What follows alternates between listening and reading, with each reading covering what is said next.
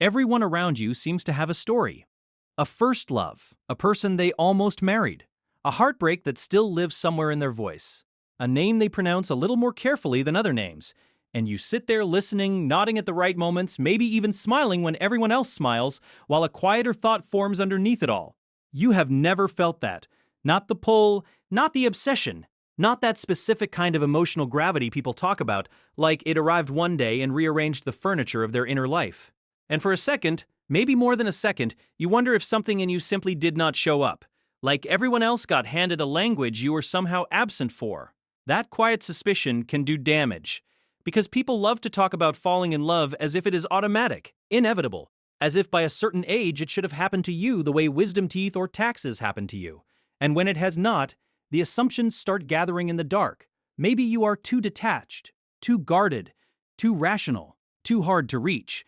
Maybe you are missing some essential piece of the human experience. But not having been in love is not a diagnosis. It is not proof that you are cold. It is not evidence that you are broken. And it is definitely not confirmation that you are incapable of deep feeling.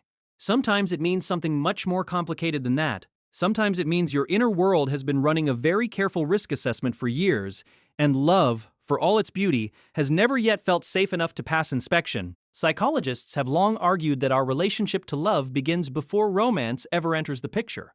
Attachment theory suggests that the bonds we experience early in life become templates not just for who we feel drawn to, but for what our nervous system learns to call safe.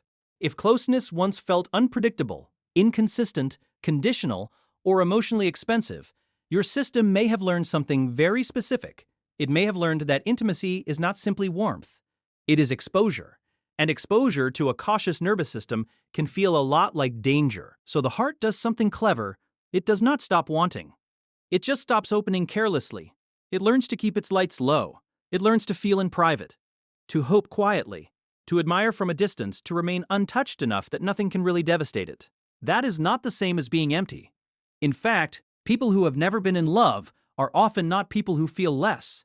They are often people who feel too seriously to confuse love with its cheaper imitations. They know how much love can ask of a person. The surrender, the uncertainty, the way it puts your pride, your routines, your self-protection, your carefully managed independence all on the table at once. They are not numb. They are cautious in a way so deep it sometimes disguises itself as indifference. There is also a difference between wanting love in theory and tolerating the emotional reality of it. You can want to be loved, deeply, sincerely.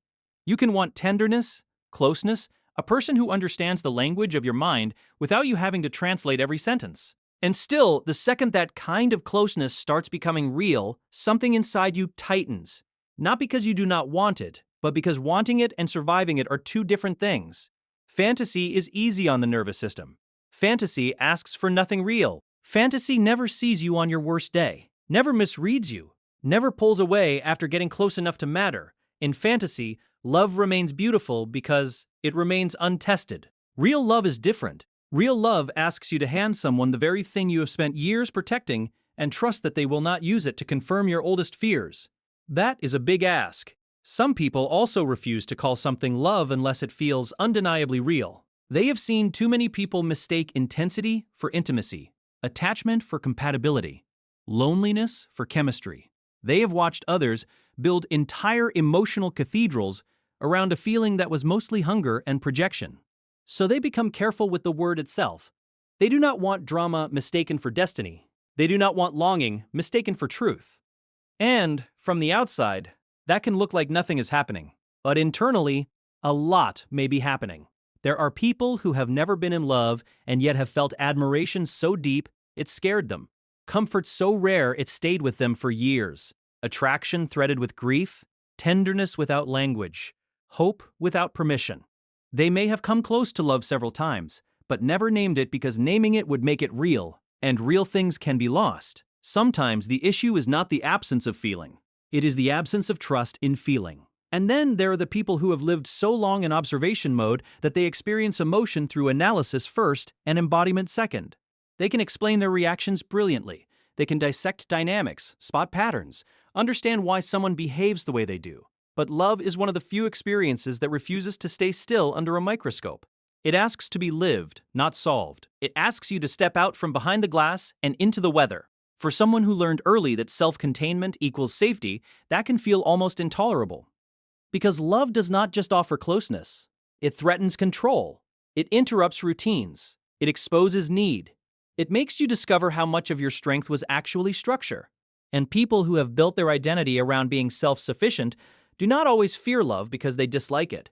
Sometimes they fear it because they understand exactly how much it could change them. Maybe that is the part people miss. Maybe the question was never, why have I never been in love? Maybe the real question is, what would love need to feel like for me to recognize it as safe? Because some people were never taught that love could be steady, quiet, non-performative.